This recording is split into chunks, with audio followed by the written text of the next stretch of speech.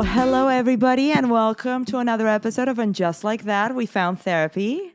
Today we are discussing season 1, episode 9, I think, yes, of Sex and the City, The Turtle and the Hare. And I have with me the lovely Freya Evans. Oh my goodness, this is so exciting. I have never been on this side of a podcast before. No, because Freya is a legend in the podcast world. I thought you were just going to say lesbian. Because that's also true. That is also true. Freya is half of the very successful Lesbian Supper Club. Lesbian Supper Club podcast. It's a bit of a mouthful, pardon the pun.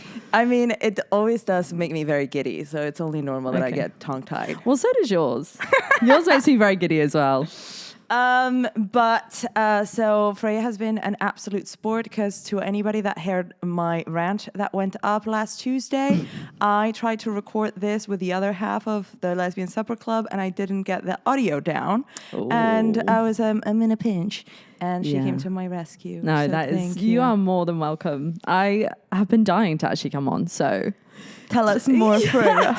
Well, okay, I want you to first of all- introduce yourself because Freya is a she's like a unicorn. She sings, she cooks, she dances, she plays the guitar. She is a great friend and she's a lovely dog mama. We actually have both dogs in here today. So exciting. I think dog mum comes first whenever I come to like describing myself. Identity. Yes, my identity is dog mum first, lesbian podcaster second. Got it. Cook third.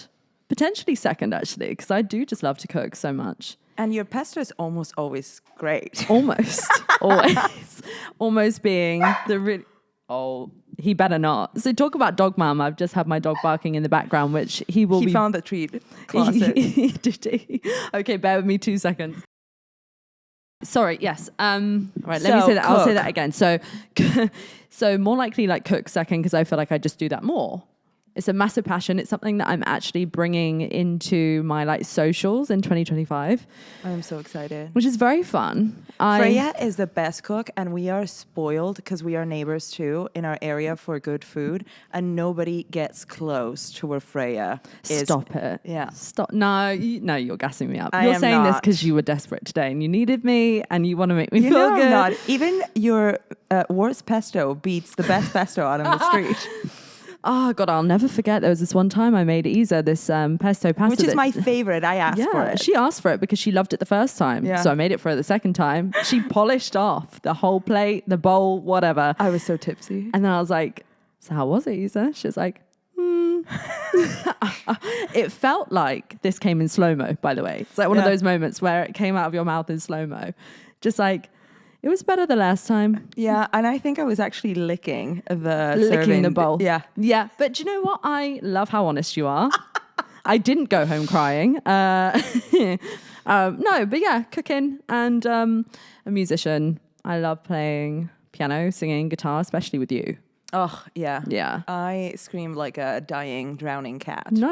I kind of love that though. It's very Alanis Morissette. Yeah. Very that's so Joni cultural. Mitchell. We'll maybe come with some of that to socials also this year. I think so. Why not? I think that we should host like a podcast karaoke. Oh, so down for that. But yeah, so jack of all trades, really, master of none. But yeah, I think Master of all. So anyway, just to wrap it up, we're tremendously lucky to get this one in here today. But also she did her homework, knows what we're talking about, watched the episode. So now I'm going to do play-by-play and prompt questions for you. Okay, let's go. This is exciting. All right. So in this episode, we get introduced to this Brooke woman that is the belle of the ball. She has always had her pick when it comes to eligible bachelors. And every Saturday is like her prom dance. Mm-hmm. And we get introduced into the one she's chosen and like they're making this big deal about it because she's like, after all the men that she went through that were A-listers, who did she marry? And she ended up marrying somebody that she had previously described more boring than exposed brick wall. So then we see our girls being like dressed for a funeral at this wedding, which I love. And towards the end of the wedding, Brooke is saying bye to the girls. And when she says goodbye to Carrie, she says, it's better to marry somebody that loves you more than you love them.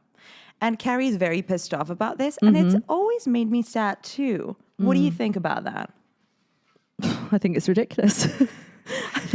I think it's such an old school notion that it's like, do you know what it is? Do you know what it screams? Insecurity. It screams insecurity. True. It screams that you potentially don't value yourself enough. Yeah. And a lack of vulnerability. Like, you're probably quite an avoidant. If you're looking for somebody who loves you more than you love them, and that's the kind of feeling that you're getting in the relationship, that means that you feel like you've got to have like a shitload of affirmation all the time, and this person is going to be obsessed with you, and you know that if this were to ever end, that it would be on your terms. And I think that is such a bad way of looking at a relationship. Yeah. Like, I love falling in love, I love being in love, so to have a relationship that's like void of that, I'd rather just be your friend. Like, I'm not gonna, do you know what I mean? Like, that to me doesn't do it for me. I also think as well that, like, when you're in a relationship, definitely I think that love and being in love, like, it does ebb and flow. I think that it's a very romantical term to be like, you're so in love, and that means that for the whole relationship you're always going to feel this like certain way. But the thing is that you choose love. You do choose love. Like, first of all, you have that like initial attraction, you have that initial chemistry and lust. It grows into more love because you can see that you've got the potential to fall in love with this person. You then do fall in love with this person, but you do, at the end of the day, choose this person to spend your life with. And that's a choice, you know? Yeah. And I think that there's something to be said about feeling mutually into that than having one person that's just way more into you than the other way around. Like, ugh, ick. I'd hate it. I agree. And it also looked like he knew exactly what was going on. Sorry, one second. Rabbit! Stop. Because you could see what the dynamic was. You look after me, I'll be the trophy wife in your arm. So at the end of the day, I think that's just going to grow into a lot of resentment both ways. Well, baby, it's like it literally is a recipe for disaster. He's more likely as well. They're all like, oh, he loves you more than you love him and blah, blah, blah, blah, blah. You know what that's going to turn into? Infidelity on his half too. Both sides. I agree. Because they're like, she's going to be like, well, this guy's a bit of a wet blanket and he's boring, but he can give me money. So I'm going to go and get sex elsewhere and like love and whatever. And he is going to be like, this woman only wants me for money. So like, I may as well go and like fuck someone who wants it, you know? Yeah. Too. Yeah, or who respects me and who feels respects me. Imagine, wanted. like, he doesn't feel respect. No. I mean, I'd never normally say poor guy, but kind of poor guy. Take it back. Okay, so then in the next scene, Carrie calls Mr. Big and they're talking about, I think this is in her mind. So she asks him, why did you get married? And he says, I was a fool in love and then I was a fool in divorce court, and that is why I will never get married again. Okay. And then she clocks that in and she's like, fuck. Fast forward into her bringing this to the girls, because like, why ask the person who you're in a relationship with? And she's like, you know what? I wasn't thinking about marriage, but the minute he said that was off the table, it's all I can think about. Can I date somebody that does not want to get married? What do you think about that? How do you feel about deal breakers? What do you feel about if we are deep in dog? What do you feel is the right conversation when maybe you're starting to think, this is my person, but we have different opinions about marriage? Right, okay. I think when it comes to marriage, let's be real, everyone has their own deal breakers. Yeah. So like, what might be my deal breaker might not be somebody else's and vice versa, okay? Yeah. I do genuinely think, though, that there's a lot to be said about compromise, but good compromises, right? So if you really have always wanted to get married, and you are like, no, I really want this for my life, and it's all I've ever thought about, then you probably are not with the right person if they don't want to get married. Right. But if you decide to then compromise because you are like, but to be honest, I love this person so much, and actually, could I see myself just not getting married? I mean, we're still together. We've still got everything together. And getting the reassurance that this person is like, I want to be with you, but I just don't believe in the marriage. And I've actually had trauma around it. Like, I think his is pretty valid because he's already gone through it, gone through the shit. You know, I think that I think that if she's able to compromise, if you're in a situation like this and you're able to compromise, that's great. But do not compromise with expectations. So like, this is what I know a lot of women, like I probably say like 99% of women would do with a man that says, I don't want to get married. And they're like, cool, but you'll change your mind. Yeah, cool, but you will 100% want to marry me. Yeah. Yeah. And I could kill him. I could actually kill him. Hold on. Oh my God. But I think that's always the thing, right? It's like, I can change him. I'm different. I'm special. Yes, I agree. So compromise. And when you compromise, have it solidly in your head. If I stay with this person, I am 100% not going to get married. Because the thing is, it could change. Yeah. Anything can change, but go into it with that. Like, if you feel like you can genuinely do that, because otherwise it goes back to the resentment thing, right? You're like, God, he doesn't want to marry me. I know. I think that the problem is, at least with my brain, I want to call him a he because he is very unreliable. Because I'm like, hey, brain, did you get that message? Can we detach from this romantic idea? Can you let it go? And the brain is like, police. Yes, we care about everything else. Everything else that shows you that somebody is committed to you. Yeah. And I'm like, okay, cool. Full throttle. Like, we're going in. And then literally it'll be 3 days in and I'll be like, but what about marriage? Totally get that. Do you know what I would say? If someone who is listening right now is like in this situation where they really want to get married, like you're a woman or whatever, you want to get married and you're with a woman or a man and they're like, not really for me. Think about what is it about the marriage that you want, okay? So is it the fact that you have a legal binding document to this person that you want? Or is it the wedding? I want the dress. Okay. I want the ring. So now do you know what I would do for you? A party. A fucking party. Okay, but can we always make sure that I get the ring and the dress? Babe, I will give you the ring. Okay, good. I've been dying to buy you a ring. We don't even need a man. No. But what I'm saying is that like, if that's what you want from your partner, I would say, do you know what a really happy compromise is? Have a fucking party. Why can't you get engaged without even the promise of getting married? Like, if you want the ring on your finger or like a ring, just in general, you don't actually have to have the legal binding contract that someone like Big was like, I was a fool in court. Yeah. You know, he wouldn't have to deal with any of that bullshit. True. You know? I also saw the other day on Facebook, there's a part of me that is definitely a male boomer.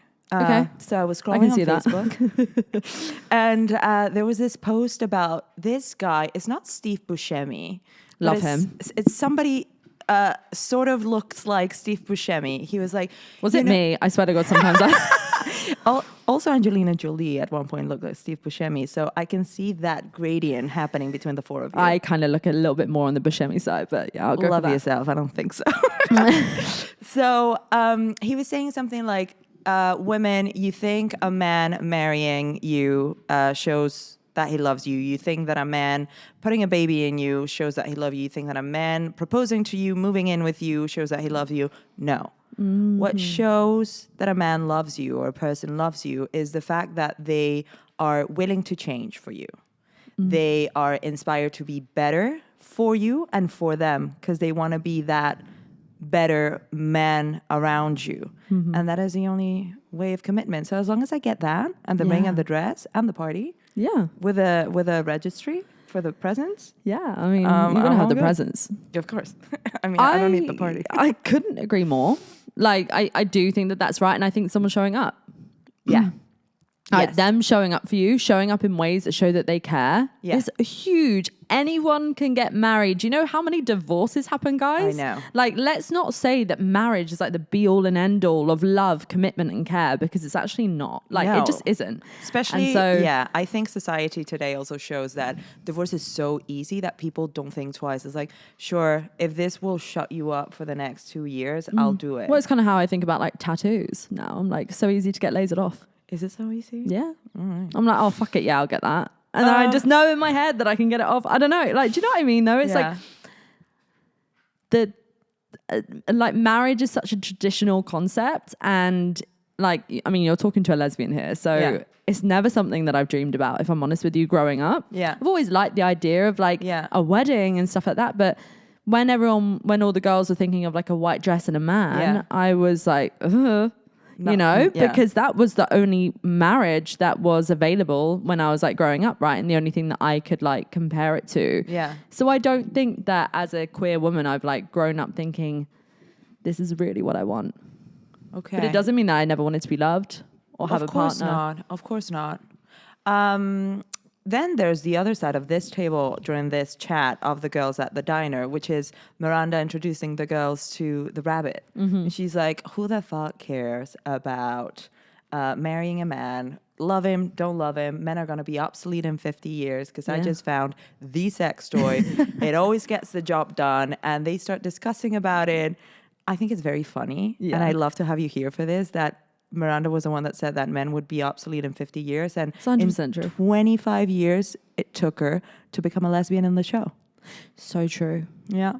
So, and then I think Miranda takes the girls to show the bunny, and Charlotte's like, but a bunny, like a vibrator doesn't call you on your birthday. It doesn't send you flowers and da da da da da.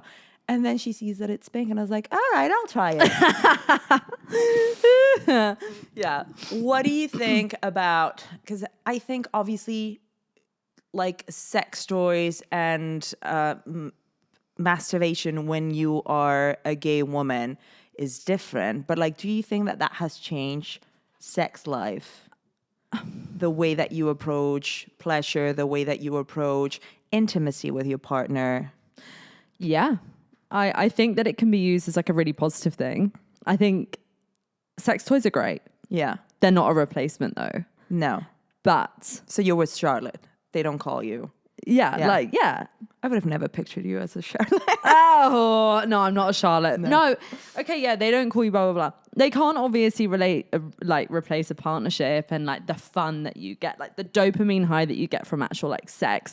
What I think Charlotte is like having an issue with here, like she's like locked herself away with this sex toy, right? For God knows what. And she is like obsessed. Yeah. Do you know what that tells me? What? That this woman has been fucking suppressed her whole life.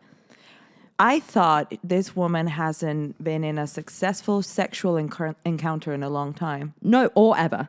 And not even with herself, right? So it's like, what a sad situation that she's like in her 30s here, right? Yeah. And this is the first time that she's actually truly exploring her body and being like, oh, this is really fucking good. And I think the thing is for her, again, it could like come down to like an insecurity thing. Like when you're sleeping with somebody else, there's like an element of like judgment that you're fearing. Yeah. You're fearing that they might not like feel a certain way about you. There's a worry that like you might not get wet enough. They might not get hard. Like all of these like different things. And then like you strip all of that away when you get a sex toy. Yeah. That will only happen to somebody who has been like so suppressed. But I think that like if you can use a sex toy or whatever to discover exactly what you love. Yeah. That is like the best thing that you can do, because then you like teach it to other people. You can also introduce the sex toy into the bedroom as well. Like I think it's like a massive enhancer. I don't know why for me it brings the partners closer together, because obviously there needs to be a conversation. So you need to be at a certain level of comfort and, you know, comfortable with each other, where you're like, okay, how do you feel about this? It does this, like very good communication. Yeah, 100%. And also it is just fun. Like, let's just like label a spade a spade. Like it's really fucking fun. Yeah. You can like really play around with it. And I think that like a woman knowing what she wants is the best thing you can, like the guy isn't going to know. Come on. Yeah. Like you've got to tell them. And the same goes with a girl, by the way. Like if I slept with a girl right now, she's not going to know exactly what I like. Yeah. You know, so I think that it's like, if you truly know what you like, then like fucking hats off to you. Like just keep doing that. And also from like a queer woman's perspective as well, like there are lesbians that don't even like using sex toys. I mean, yeah. But I listened to your episode of Hear Me Out where you said the dildos and the dildos. Dildos and dildon'ts, yeah. Yeah, so a dildo was like, take charge and saying what you want. And a dildon't was don't bring anything niche without consent. Yeah, 100%. Yeah. Don't go doing something weird without asking them first. But again, because like that communication is like actually really cool. Like it's really nice to be able to have that. I like, for me, like as a queer woman, I think that like when I could kill him. I would still say that like sex toys are still, they're not a replacement, but they are just an enhancement. Like I could have sex all day long with you, without a sex toy. Yeah. And it's still sex. Like I think that like loads of people are like, oh, lesbians have to have this thing because it's like they don't have the man, so they've got to use this thing. Yeah. Do I love a strap on? Absolutely fucking yeah. Yes, I do. But I think that like that's the main thing. It's like you can, I think with Charlotte, like in particular in this like situation. Yeah. I mean, like she's so fucking uptight as it is anyway. Yeah. And there is no wonder why she is, because this woman hasn't probably had an orgasm her whole life. I mean, she looked so relaxed when they did the intervention, though. Well, then they probably shouldn't have done it. They should have just left her in there. Yeah. Just let her tire herself out. Yeah. I mean, look, everyone is almost like being like a horny teenage boy. Yeah. Like, you know, just have fun with it. Okay. So then another narrative that we're exploring, or another storyline that gets explored on this episode, is Samantha gets axed out by actually a British guy at the wedding. She goes out with him. The guy is like, oh, you know, when I saw you at the wedding, I knew that I had to take you out for a beer or something like that. And she's like, oh, you're cocky, aren't you? And then he disappears because he sees some other woman. And then after like 20 minutes, Samantha goes looking for him, realizes he's dropped her. She's on her way out and runs into the turtle, who's this guy that is like bald and apparently famous for good investments and bad breath. Yeah, deal breaker. Massive. So he also seems to be quite boring, but he is completely like fascinated with Samantha. And he's like, oh, please sit down. And they start talking and Samantha's like, I'm sorry, but somebody needs to tell you your breath. And he's like, oh, you know, I take this Japanese or Chinese herbs for long life. And she's like, well, you know, it's going to be a very long life alone. And he cracks a joke and she's endeared. I think she's feeling very low. So she decides to stay with him. My first question is, what do you think about going out there where maybe you're not feeling the best and agreeing to go out with somebody that maybe you know is not somebody that excites you? Good or bad? Jump on that horse again and like, you know, shake it off, or heal yourself before you do so. First of all, have standards, right? There is something to say about having standards. But that being said, if you feel, this guy sounds horrendous, by the way. I mean, he seems like a good dude. But he seems like a nice guy. Yeah. But I just mean the bad breath. Like for me, like that's deal just breaker. the biggest deal breaker ever. There's no way I could even go near it. Like not near the halitosis, no way. But if you are on like a healing journey, I would always say like do that alone. Like fucking do that alone, you know. But there is something to be said about having just a bit of a shitty rebound, in the sense where someone that you know that you're not going to spend forever with, but somebody who can like help you boost that ego a little bit, you can have a little bit of fun with. It doesn't need to be serious. You could kind of teach yourself that nothing has to be too serious. That's one side of me that says that. The other side of me is like, you if the framework is there, right? So like, because like the problem with Samantha in this is that there's actually just no chemistry, right? So like no matter what she does to him, there's no chemistry. If there is no chemistry, fuck it off, out you go. Like, why waste your time? Like, for me, that is a time waste to get the rabbit out. Like, do you know what I mean? Like, that's a massive waste of time. But if that chemistry is really there, but this person is like so not your type, and like, you were like, what the fuck is going on? If the framework is there, I do genuinely think that like, if you see a potential in someone, give it a go. And if it doesn't work out, it doesn't work out. I've been in like plenty of situations where like I've gotten with a girl and my life has kind of been in like a shambles, and I've like not been in a good place and all this kind of stuff. And they've like lifted me up and actually really helped me develop myself, and the chemistry was there, right? So I wanted to like work for myself and for them, like what we were saying earlier. Yeah. So like I've definitely been the project for some people, but ultimately life is so short. And if you don't feel that like click with someone, just leave it behind, I would say. Yeah. No, what do you agree. think? Are you thinking the same, or? The thing is that for me, this whole episode, the undertone of it is settling. Like, is Samantha going to settle for somebody that maybe she doesn't have that initial spark with? But like the whole thing is that she is Never dressing. settle. Never settle. But she is trying to dress up. Like, she calls Carrie and tells her, like, you have no idea what happened to me. My date did this, so I ended up with a turtle. I think he is a cute fixer-upper. Yeah, no. No, a leopard never changes his spots. And if the spark is not there, no amount of Helmut Lang that I think she dressed him in. Yeah, babe, no. No.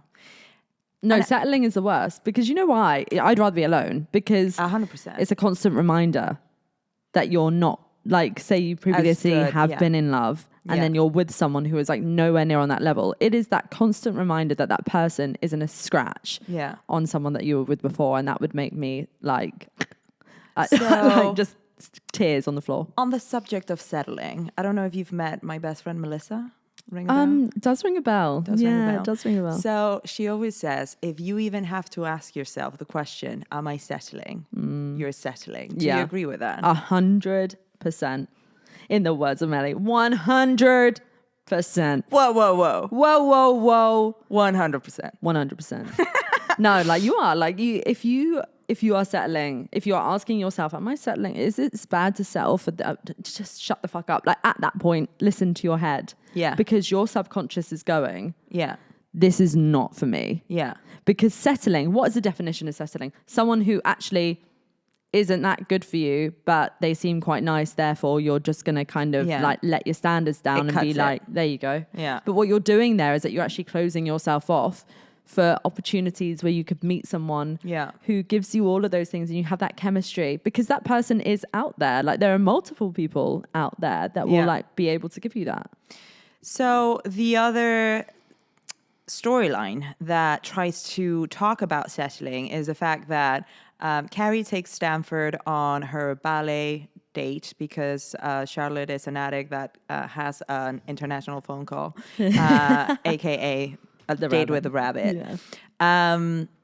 And they're talking about dating, and Stanford tries to make it about himself for a hot second and says, I am so desperate to find somebody that I put an ad on the newspaper to date somebody who looks like me, so at least I know they won't reject me. And when he showed up, he turned right around. Like, not even the gays that look like me want to be with me.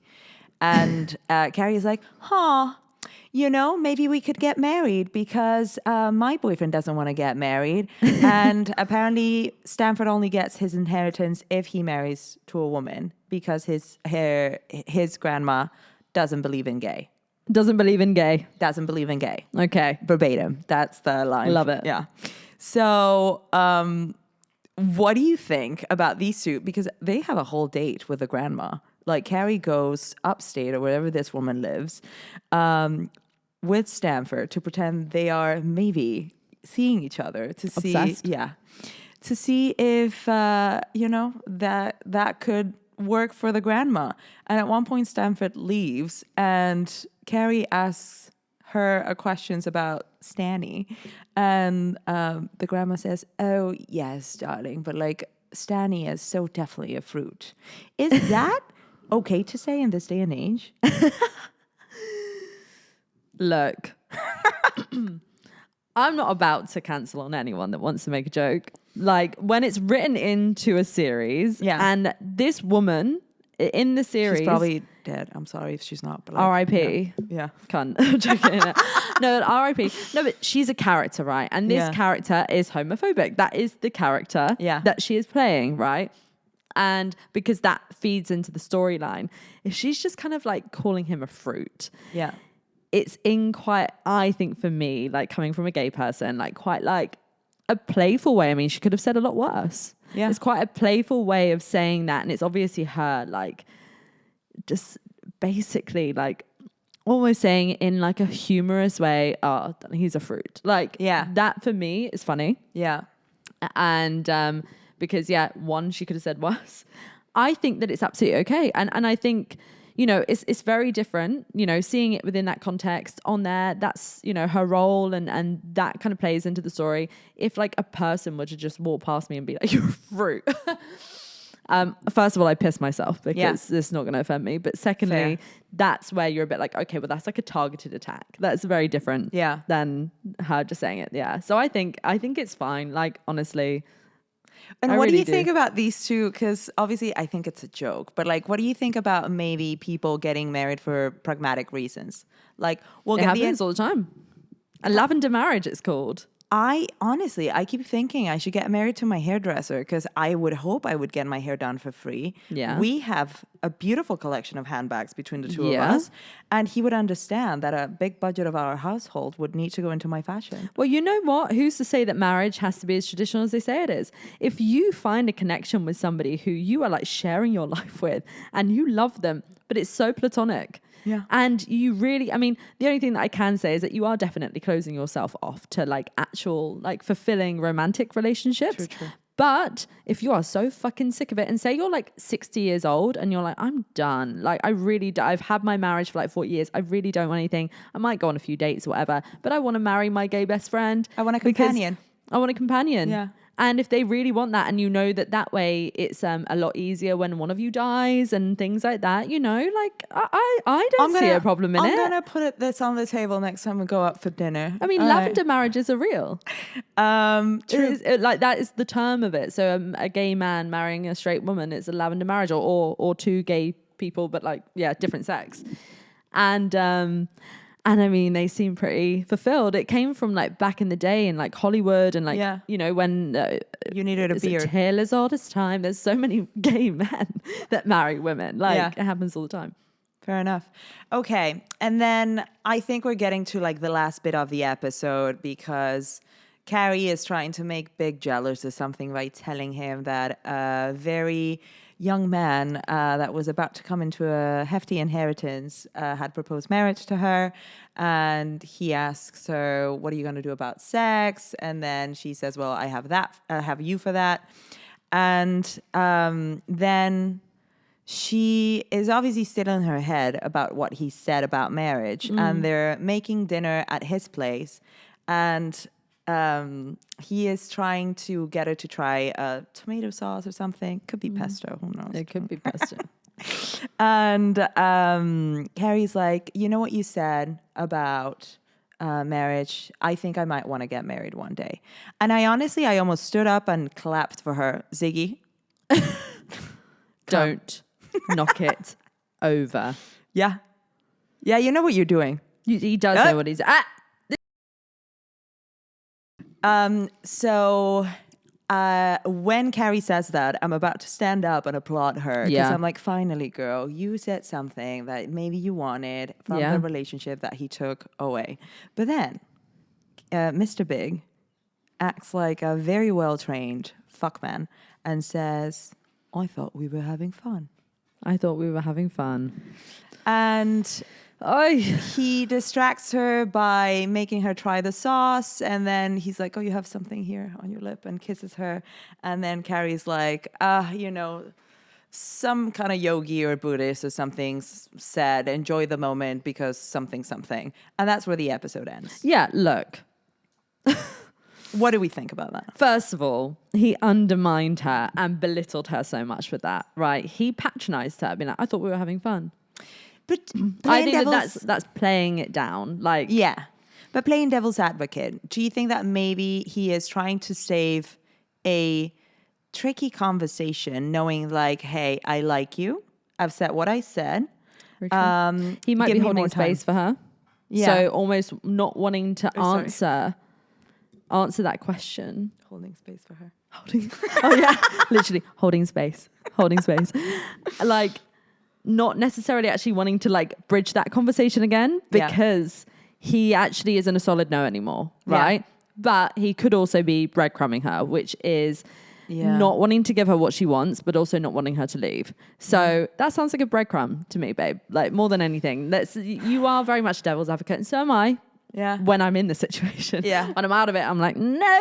But, that's a breadcrumb. That's a breadcrumb. But like, going back to what I was saying earlier, like the first initial question when I said about like compromise, like Carrie compromising on marriage. Yeah. He could equally do the same thing. Yeah. You know, like he could genuinely see that, like, because if you are so in love with this person, you are head over heels. I've never loved anyone more. You are everything to me, and I never want to lose you. And this person is like, it's a deal breaker for me if we don't get married. get fucking married. Like for me, like that's what I would do. I don't Yeah. always think that you should have to like compromise on like big things. I think children is a different thing. Yes, I agree. Children is a whole. I could kill him.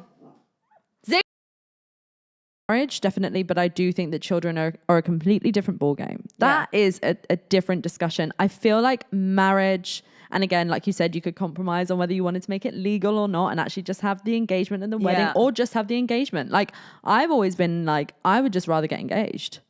I'm not even fussed about the marriage. I really love the engagement. Like, I love that, like, and that is a sign of commitment. You're like, I love you, and like, I'm giving you a ring, and like, you know, and I and then really everybody like keeps congratulating you all the time. Yeah. I get congratulated until the day I die.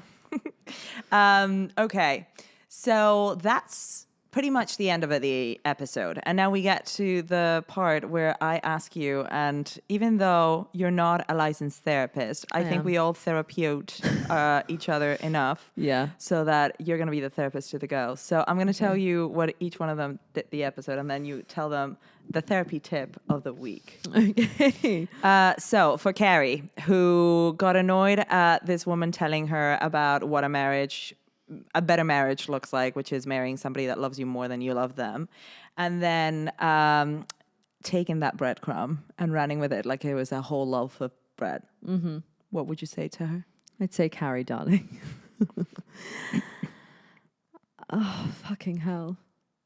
What would I even say? Wait, what was the first bit? Because my brain is not working. When Brooke said...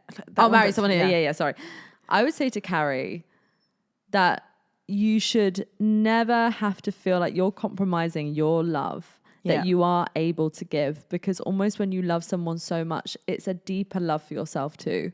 I think that is so beautiful. Don't stay with the person that you just feel isn't gonna leave you. Like, think in your head and be able to like heal yourself, heal your inner wounds of that like vulnerability, know your worth. Yeah. And then you will fall in love with that person who sees your worth and will not want to leave you just because you are who you are and they've fallen in love with you, and vice versa. Like, I think that that's what she needs to do. And with the fucking breadcrumb, I'd be like, babe, do you know what? Sometimes you need to learn from your mistakes. Yeah. And I do believe that people can change perspective as well. So I'm not a big believer on shutting the door because somebody didn't give you that exact answer that you wanted at that time. Yeah. If you're feeling very drawn, and there are so many positives, I think as well, if the good outweighs the bad massively, that's a really important thing. And maybe wait until you've said I love you to each other before you bring up the marriage. Exactly. Also, not even, I think it would probably take me about 4 years to even, within a relationship, to even discuss marriage, personally. I mean, we've just welcomed you. We've just welcomed you into the 30s club. Those years get shorter and shorter as you. What's wrong with getting married when you're older? What's wrong with it? True. You know? I don't know. I think you're only getting hotter. You are literally aging like wine. Like, you'll be fine. I'll take it. Okay, so that's for Carrie. Then for Charlotte, who completely could not handle a sex toy. What would you tell, and here you're a sex therapist, what would you tell a woman that thinks, because she's having this conversation with Carrie during yoga where she's like, when you're with a man and he's doing everything right and he's, da-da-da, but, you don't finish. And like with the rabbit is like every single time. And I think that's what makes her not be able to let go of the rabbit, right? Because she thinks that I would say to her, Charlotte, if you think that giving up the rabbit or reducing your time with the rabbit is going to hinder your ability to orgasm, then you need to work on your communication skills and your confidence, because when you're then in the bedroom with someone, let's work on like how you can discuss what you like, how you can bring a sex toy in. If you feel like that is like your thing, right, and you actually can't even orgasm without it, find a way to bring it into conversation with a partner. It doesn't need to be like a committed partner. It could just be a sexual partner. And I'd also say, bravo, now you know what you want. Now you know what to ask for. That's actually great advice. It's like going to a restaurant and you don't know anything that's on the menu. You don't know if you're going to like it. Whereas for me, I go to like my favorite restaurant where I've already revised that menu. I know everything that I want on there and I know that I'm going to have a great meal. Do you know what I mean? You've put it beautifully. Yeah. Okay. Either way, I'm eating. What about Samantha, who maybe agrees to go out with somebody who she's not attracted to because she's feeling low, and then she thinks that she can fix him up to be somebody that she could see herself with? I would just say you don't date a Barbie doll. Like when you fall in love with someone, I think that you've got to fall in love with that person. You've got to have that charisma. You've got to be able to have that chemistry. Yes. You can't replace that. I'd also say, what is that deep desire within you to not be able to actually be alone? Yeah. Right now, why do you feel like you've got to be with someone who you then treat as a project to give you compliments? Because do you feel like you're not able to actually give that to yourself? Huh. Another great piece of advice. Okay, and then lastly, Miranda, from whom I can only remember Miranda. I can only remember her saying that men will be obsolete in 50 years, and she's super happy that like she doesn't need them. She's earns her own money, has her sex toy, is happy, and then uninvitedly shows up at Charlotte's to throw an intervention. That is classic Miranda. She is very much the definition of when you point a finger, there are four pointing back at you. Like she's very, very hypocritical. Yeah. Very hypocritical, because if she truly stood by like what she was saying there, she'd be like, let Charlotte get on with like what she wants to do, girls. Fair like, enough. Come on. And also I think that was just foreshadowing her being gay, because she never felt a genuine attraction and chemistry and love and whatever with a man. So therefore she was like, well, I don't need a man. You know, it'd be like me saying I don't need a man. Yeah. Because I don't. Like, yeah, because I need a woman. It doesn't mean that you don't crave those things that comes with the relationship. Very good. I'd say, Miranda, you're gay, babe. That is what I'd say to her. I'd say and you would have saved her a marriage, the baby, a divorce. Yeah. In it. She In should have it. just come to me.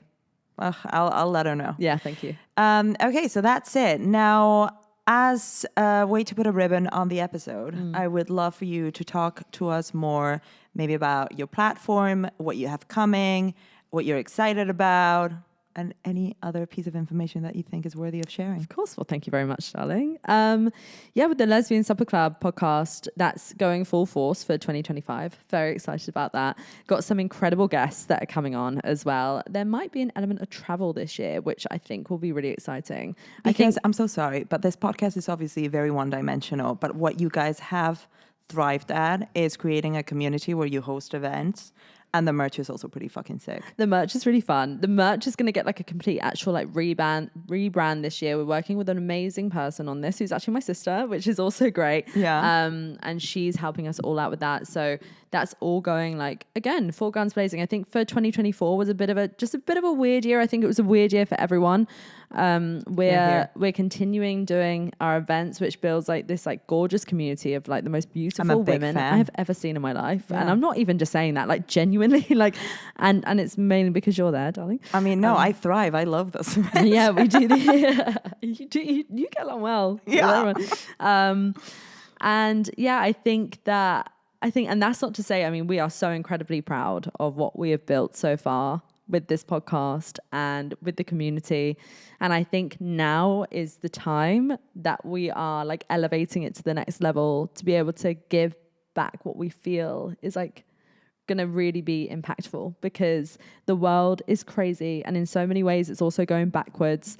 So we want to be as, as unapologetic and loud as possible. I think, loud is the word for 25. And I love it. Like, I think just honestly, fucking just more women, more podcasts, more this. Yeah. More you, more rabbit, and more rabbits. And more Ziggies. Yeah. I love it because honestly, as you know, I identify as a heterosexual cisgender woman. And I love listening to the podcast. I love the events. I love the merch. Yeah, I mean, I think that probably, I'm going to make an assumption that a lot of your listeners are like straight women, but I could be wrong. But we do also have a lot of straight people listening as well, because whether it's queer or not, it's all relatable stuff. Yeah. It doesn't, we're not aliens. I mean, I kind of feel like one sometimes, but we're not, it's so similar. Like relationship dynamics are definitely different in some ways, but I think the conversations that are being had are all the same. Yeah. Plus, I think that there is this continuous effort to try and make dating like a streamlined process, because now I'm in this space. There's a lot of Instagram pages that are like 3 ways that you can get a guy, da da da. And like at the end of the day, I think that's what you're referring to relationship dynamics in a way, because men's minds are supposed to work one way and women's minds are supposed to work another way. But that's all bullshit. Each man is a different person. Each woman is a different person. The difference is that you've got a stereotype. You've got a blueprint, right? Yeah. That you work on, and we don't. Yeah, That's the only difference. true. Well, thank you so much for coming on, Freya. Thank you so much for having me. I've had so much fun. Yeah, me too. I will pop all the links to the podcast, the merch. You have an event coming up? Yeah, we got an event this month, baby. I will pop it in the notes too. And I love you. Thank your you. IG page. Thank you so much. Love you. Bye, I've guys. had the best time. Bye. Thank you for tuning in to another episode of And Just Like That, We Found Therapy. As per usual, don't forget to check the show notes for all things related to today's guest. Also, check out my Instagram and TikTok accounts at We Found Therapy Pod. And also, please don't forget to share it, rate 5 stars, and leave me any comments on the pod, because it always helps me make a better podcast, but also it helps the podcast in general. And also feel free to DM me. I'm all ears. See you on our next therapy session. I love y'all. Bye.